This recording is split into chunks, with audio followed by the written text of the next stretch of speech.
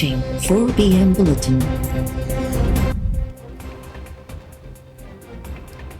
जेतिरी बि कावर हुजे पार्टी सां गॾु रहणु घुरिजे। ओलह में माण्हू पंहिंजी पार्टी अंदरि कावर जो इज़हार कंदा आहिनि। मेंबर्स खे पार्टी लाइन ते अमल करणो हूंदो आहे। Full stop. सुप्रीम कोर्ट में सदाती रेफरेंस ते ॿुधणीअ दौरान चीफ जस्टिस चयो त आर्टिकल 63A में नाअहलीअ जो सॼो निज़ाम ॾिनल आहे। हाणे सवाल नाअहलीअ जे मुद्दे जो आहे। अहिड़ा मामला रेफरेंस बदिरां पार्लियामेंट में हल थियणु घुरिजनि। अदालत जो कमु ख़ाली जायूं भरणु नाहे। ख़बर नाहे बेतमादी रिथ ते वोटिंग कॾहिं थींदी। अदालत चाहींदी त सियासी पार्टीज़ आइन जे दिफ़ा में बीठल हुजनि।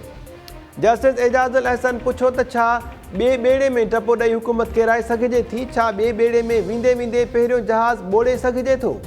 ॿिए ॿेड़े में टपो ॾींदड़ खे सीट तां हथु धोइणो पवंदो आहे। रेफरेंस ते ॿुधणी सुभाणे ताईं मुलतवी।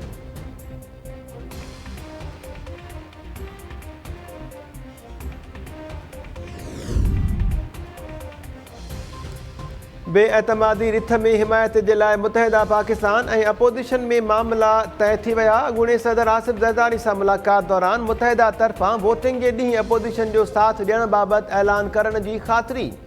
ज़रदारी हाउस इस्लामाबाद में मुलाक़ात दौरान पीपल्स पार्टी चेयरमैन बिलावल भुट्टो ज़रदारी ऐं ॿिया अॻवान मौजूद। मुतहदा वफ़द में ख़ालिद मक़बूल सिद्दीकी, अमीनुल हक़, वसीम अख्तर ऐं जावेद हनीफ़ शामिल। आसिफ ज़रदारी तरफ़ां मुतहदा वफ़द खे मांझांदो ॾिनो वियो।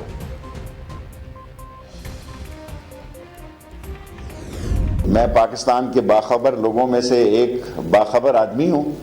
इंशाअल्लाह ताला कोई कहीं नहीं जा रहा। अफवाहें चैनल्स पर उड़ाई गई हैं या जो कहा जा रहा है कि उस्मान बुज़दार कहीं नहीं जा रहा। अभी मैं उसको मिल के आया हूँ। वो भी मेरी तरह चट्टान की तरह इमरान खान के साथ कायम है। हमारे पास भी अपोजिशन के लोग हैं जो नहीं वोट डालने जाएंगे। हमारे पास जो उनके लोग होंगे यकीनन वो लोग जिम्मेदारान होंगे और वो समझेंगे कि इस वक्त इसी में बेहतरी है कि इमरान खान अपना वक्त पूरा करे और मुमकिन हो तो वक्त से पहले इंतखाबात हो जाएं।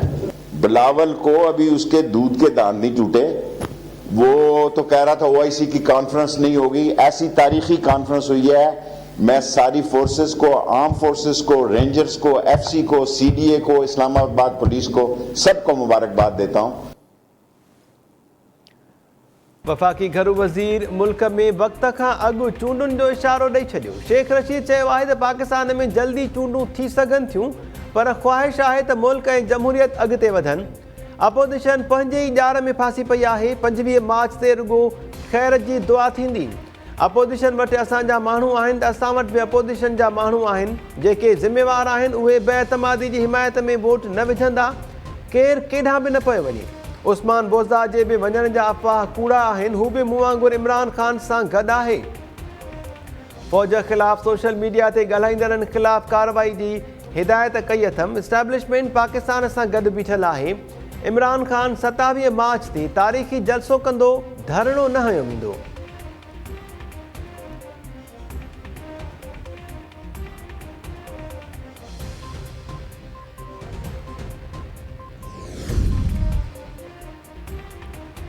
सुप्रीम कोर्ट तरफ़ां टाइगर फोर्स ऐं डंडा बरदार फोर्स ते ॻणतीअ जो इज़हार। आर्टिकल 63A जी तशरीह जे लाइ रेफरेंस ते ॿुधणीअ दौरान जस्टिस मज़हर आलम रिमार्क्स ॾींदे चयो त PTI तरफ़ां टाइगर ऐं डंडा बरदार फोर्स ठाहिण ते अफ़सोस आहे।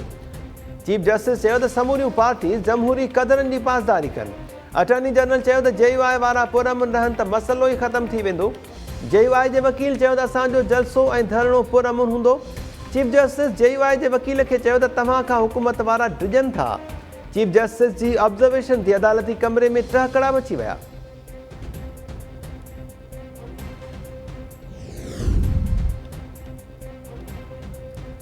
सुप्रीम कोर्ट बार JUI ऐं नवाज़ लीग सदारती रेफरेंस बाबति सुप्रीम कोर्ट में जवाब जमा कराए छॾिया। सुप्रीम कोर्ट बार बेतमादी रिथ में मेंबर जे वोट खे इनफिरादी हक़ करार ॾींदे चयो त आर्टिकल 95 तहत वोट कंहिं बि सियासी पार्टी जो हक़ नाहे। कंहिं बि मेंबर खे वोट ॾियण खां रोके नथो सघिजे। JUI चयो आहे त PTI में इंट्रा पार्टी चूंडूं नाहिनि थियूं। सिलेक्टेड उहिदेदार वोट विझण या न विझण जी हिदायत नथा करे सघनि। नवाज़ लीग सदारती रेफरेंस खे वक़्त खां अॻु ऐं गैर ज़रूरी करार ॾींदे चयो त सुप्रीम कोर्ट वटि आइन में तरमीम जो न पर तशरीह जो इख्तियार आहे।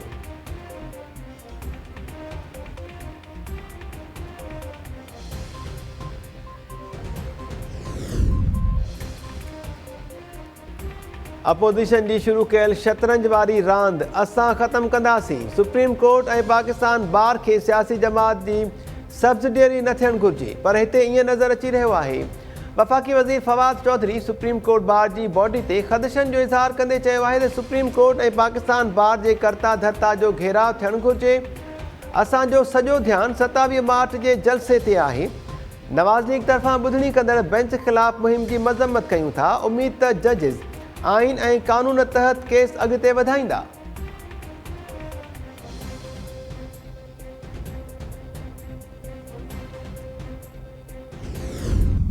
मेरी कौम 27 तारीख को मेरे साथ निकले सिर्फ एक पैगाम देने के लिए कि हम बदी के साथ नहीं हैं, हम बदी के खिलाफ हैं।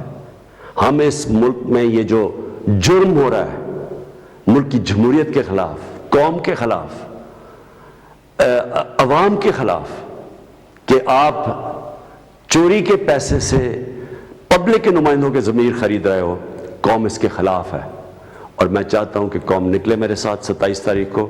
आगे से किसी की जरूरत नहीं होनी चाहिए कि इस तरह हॉर्स ट्रेडिंग करके इस मुल्क की जमहूरियत को और कौम को नुकसान पहुंचाए। वज़ीर आज़म इमरान खान अवाम खे 27 मार्च वारे जलसे में शिरकत की अपील कंदे चयो आहे त असेंबली मेंबर्स जे ज़मीर जूं क़ीमतूं लॻायूं पियूं वञनि। अपोजिशन वारा पैसनि सां क़ौम जे नुमाइंदनि खे ख़रीद कनि था।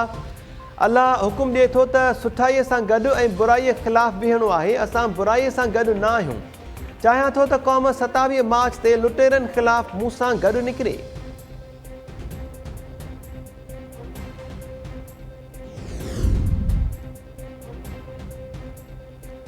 सुप्रीम कोर्ट बार जी दरख़्वास्त खे रुगो सिंध हाउस ते हमले ताईं महदूद रखियो वेंदो। सिंध सरकार खे को मसइलो आहे त अदालत सां राब्तो करे सघे थी।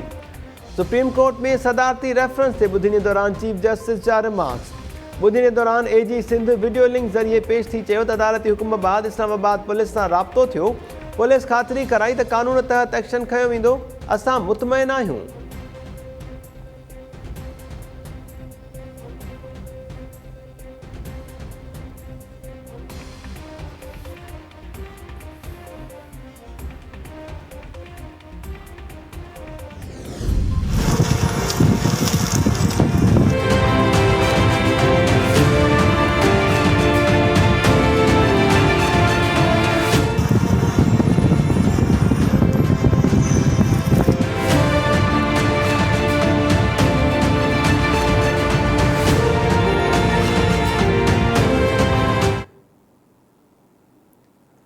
सिंध में झंगली जीवत जी वाहिद पनाहगाह ऐं प्रोटेक्टेड एरिया करार ॾिनल खीरतर नेशनल पार्क ते खोटाईअ जो इंकिशाफ। सिंध सरकार खां इजाज़त मिलण बाद हिक कंपनी तरफ़ां खीरतर नेशनल पार्क ते ॻरी मशीनरी ज़रिए खोटाई जारी।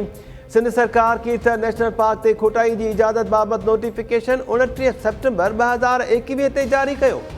नोटिफिकेशन में चयो वियो आहे त वॾे वज़ीर पाकिस्तान ऑयल लिमिटेड खे Sindh Wildlife Protection Act तहत खोटाई जी इजाज़त ॾिनी। सुञाण धुरिन ऐं साझा हवंदनि तरफ़ां खीरतर नेशनल पार्क जी खोटाईअ ते ॻणतीअ जो इज़हार।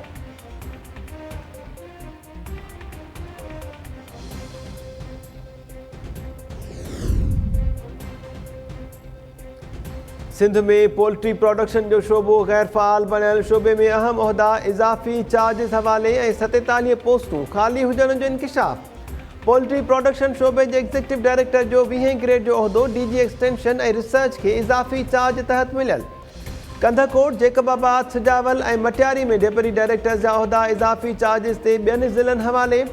कंबर ऐं घोटकीअ में पोल्ट्री प्रोडक्शन जा मामला लाड़काणो ऐं सख जे इख़्तियारनि खे मिलियल। पोल्ट्री शोबे में 18 ग्रेड जी पोस्टुनि ते लाइव स्टॉक जा 4 डेप्यूटी डायरेक्टर्स मुअत्तल मुक़रर थियल।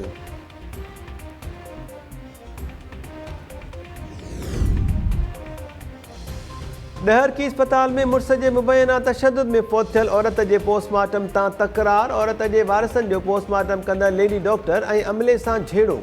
अस्पताल में मक़तूला जे चाचे हाजी खमीसो कावड़ मां मुबैना तौर स्प्रिट पी आपघात करे छॾियो।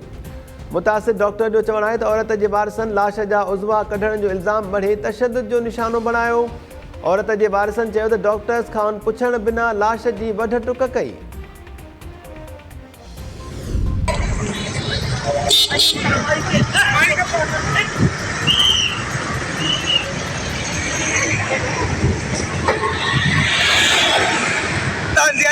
मुंहिंजो घर वारो कतल थियो, हीअ ॾिठो जो कतल थियो, कीअं सां मिलण न आई हुयसि, जेको मूंखां निकिरी वियो आहे, पर हीअ ॾिठो जो मुंहिंजो मुड़ुसु कतल थियल आहे। फोटुनि जा चकर गाड़ींदी थी वठां, मुंहिंजो ख़ौफ़ कोन थो ॿुधे, कातिल मूंखे राति जो 1 बजे धमकी हणी था अचनि। DIG जे गाॾी आॾो तव्हां पुठियां डोड़ियो, आॾो डोड़ियो, छो न बीठो DIG? उहो हाणे वॾा माण्हू आहिनि, उहो उन्हनि जी मर्ज़ी आहे, नथा बीहनि, असां जहिड़नि ग़रीबनि खे नथा ॾिसनि। 6 महीना मुंहिंजे घर वारे खे हिकिड़ो कातिल गिरफ़्तार थियल आहे, ॿ नथा थियनि इन लाइ जो DSP जो ऑपरेटर आहे पीरल सोलंकी, उहो नथो गिरफ़्तार थियणु ॾिए। दादू में मज़लूम औरत जो इंसाफ़ लाइ DIG हैदराबाद जी गाॾीअ पुठियां टोड़ूं ऐं दाहूं। DIG पीर मोहम्मद शाह गाॾी न बीहारी। मुसम्मात रिफ़त टाइम न्यूज़ सां ॻाल्हाईंदे चयो त 6 महीना अॻु मुंहिंजे मुड़ुस खे क़तलु कयो वियो, 2 कातिल अञा गिरफ़्तार न पिया थियनि। कातिल उल्टो मूंखे राति जो दर ते अची धमकियूं ॾेई रहिया आहिनि। SSP खे बि दाह ॾिनी आहे पर इंसाफ़ न पियो थिए।